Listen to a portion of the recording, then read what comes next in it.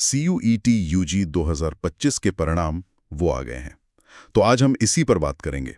हमारे पास कुछ ताज़ा जानकारी है, समझने की कोशिश करेंगे कि ये परिणाम क्या कहते हैं, इन्हें कैसे देखना है और सबसे ज़रूरी, अब आगे क्या करना है। चलिए इसी में थोड़ा गहरा उतरते हैं। तो सबसे पहले ये कंफर्म है कि NTA मतलब नेशनल टेस्टिंग एजेंसी उसने CUET UG 2025 का स्कोर कार्ड जारी कर दिया है। हाँ, ये वही परीक्षा है जो मई-जून में हुई थी। 13 मई से 4 जून के बीच, सही कहा ना मैंने? हाँ बिल्कुल, इन्हीं तारीखों के बीच हुई थी। और इसमें जो छात्र शामिल हुए उनका आंकड़ा भी काफी बड़ा है। सुनने में आया है कि करीब 13.5 लाख ने रजिस्टर किया था। हाँ, रजिस्ट्रेशन तो 13.5 लाख के आसपास थे, लेकिन जो परीक्षा में बैठे वो करीब 10.7 लाख छात्र थे। 10.7 लाख, ये तो बहुत बड़ी संख्या है। बिल्कुल, और ये आंकड़ा दिखाता भी है कि CUET अब कितना महत्वपूर्ण हो गया है ग्रेजुएशन लेवल पर एडमिशन के लिए। सही बात है। अच्छा, तो जिन 10.7 लाख छात्रों ने परीक्षा दी है, वो अपना स्कोर कार्ड कैसे देख सकते हैं? कहाँ जाना होगा? देखिए, इसके लिए उन्हें NTA की आधिकारिक वेबसाइट पर जाना होगा। वो है cuet.nta.nic.in। cuet.nta.nic.in, ठीक है। हाँ, या फिर nta.ac.in पर भी लिंक मिल सकता है। वहाँ होम पेज पर ही CUET UG रिजल्ट या स्कोर कार्ड 2025 जैसा कोई लिंक दिखेगा। अच्छा, उस पर क्लिक करके अपना एप्लीकेशन नंबर और जन्म तिथि डालनी होगी।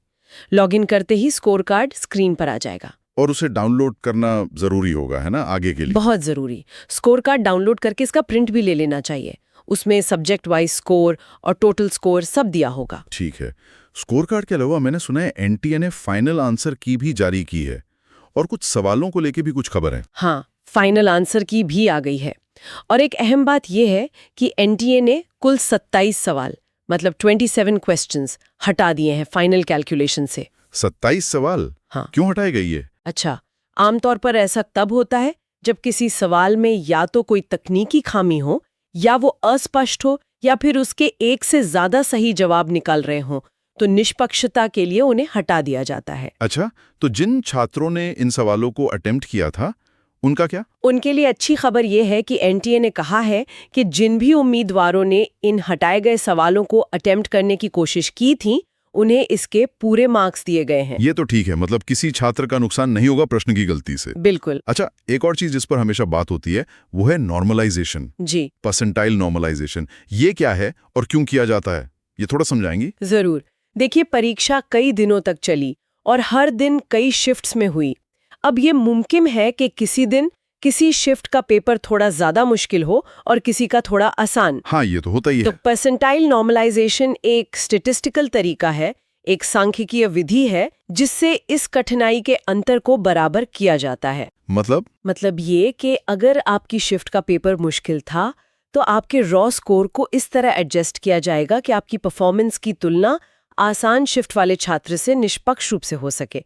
ये स्कोर को ज्यादा न्यायसंगत बनाता है। समझ गया, मतलब लेवल प्लेइंग फील्ड बनाने की कोशिश है। हाँ बिल्कुल, ताकि किसी को सिर्फ इसलिए नुकसान ना हो कि उसका पेपर मुश्किल आ गया था। ठीक है, तो परिणाम आ गए, स्कोर कार्ड मिल गया, नॉर्मलाइजेशन भी हो गया।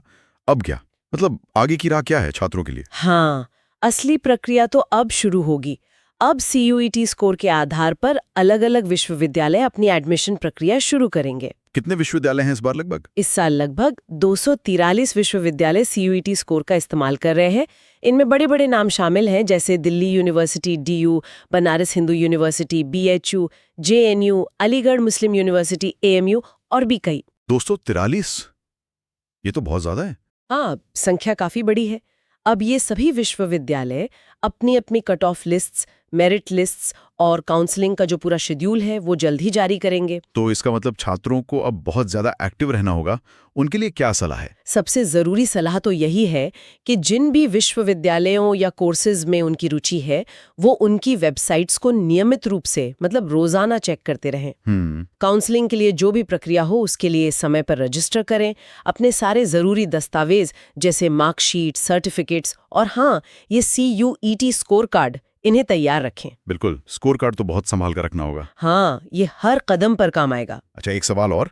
मान लीजिए किसी छात्र का स्कोर उतना अच्छा नहीं आया जितनी उसे उम्मीद थी, तो क्या उसके लिए सारे रास्ते बंद हो जाते हैं? या कुछ और विकल्प भी हैं? नहीं, बिल्कुल नहीं। देखिए, निराश होने की जरूरत नहीं है। अगर स्कोर उम्मीद से कम है, तब भी कई रास्ते खुले होते हैं। जैसे कि? हो सकता है कुछ विश्वविद्यालयों में ऐसे कोर्सेज हों जिनकी कट ऑफ थोड़ी कम जाती हो, या फिर कुछ रीजनल लैंग्वेज के कोर्स हों। इसके अलावा आजकल स्किल बेस्ड कोर्सेज का बहुत चलन है। हाँ, वोकेशनल कोर्सेज। हाँ, वोकेशनल या स्किल बेस्ड डिप्लोमा या सर्टिफिकेट कोर्स, ये सीधे रोजगार से जुड़ते हैं और ये भी एक बहुत अच्छा विकल्प हो सकते हैं। इन पर भी विचार करना चाहिए। ये बहुत महत्वपूर्ण बात है। तो संक्षेप में कहें तो CUET UG 2025 के परिणाम आ चुके हैं।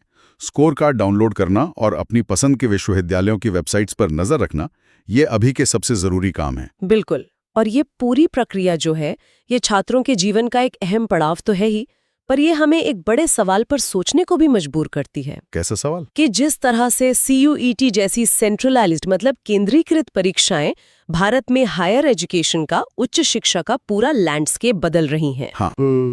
तो ये लंबी अवधि में, लॉन्ग टर्म में छात्रों के लिए अवसरों और चुनौतियों को किस तरह से नया आकार देंगी? क्या ये स्टैंडर्डाइजेशन, ये मानकीकरण वाकई सबके लिए समान अवसर लाएगा, या फिर ये कुछ नए तरह की असमानताएं भी पैदा कर सकता है? ये एक बड़ा सवाल है जिस पर शायद हमें और सोचना होगा।